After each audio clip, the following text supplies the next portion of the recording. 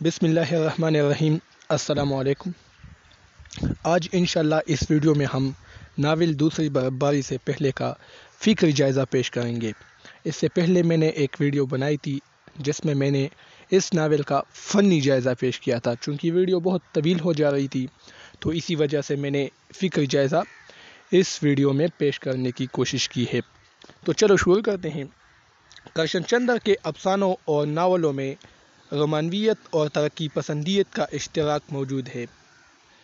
यूं इनके नावल और अफसाने हर दौर में मकबूल रहे हैं। इस नावल में भी करशनचंद्र ने कई मौज़ूआत को छेड़ा है। सबसे पहले औरत की हिरस व लालच को मौजू बनाया है। औरत जो कि अल्लाह ताला की एक खूबसूरत तहलीक है, हिरस व लालच की ज़िद में अपनी इज़्ज़त को भी तार तार कर देती है। दर्शना और अजीमा दो मुख्तलिफ तिब्कों से ताल्लुक़ रखने वाली औरतें हैं। दर्शना का ताल्लुक़ गरीब घराने से है और अनपढ़ है, जबकि अजीमा पढ़ी लिखी है और एक अफसर की बीवी है, एक असिस्टेंट कमिश्नर की बीवी है। लेकिन ये दोनों लालच की ज़िद में आकर अपनी इज़्ज़तें कुर्बान कर देती है। करशनचंद्र इस नावल में कहते हैं कि उलुल अज़म औरतें जो ज़िंदगी में आगे बढ़ना चाहती है, अपनी जिन्स से वही काम लेती है जो मर्द अपने अक्ल से लेते हैं। औरत अपनी जिन्स से एक हथियार का काम लेती है।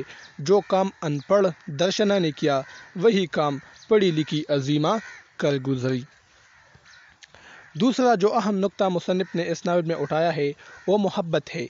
मोहब्बत हर इंसान और हर जानवर के दिल में होती है। नावल में लाली जो कि भेड़िए का एक बच्चा है, बड़ा होकर इसके अंदर मोहब्बत के जज्बात उभर आते हैं।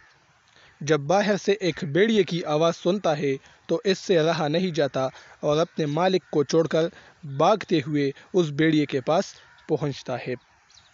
इसके अलावा मुसन्निफ़ ने शहर की सफाक ज़िंदगी को भी बयान किया है।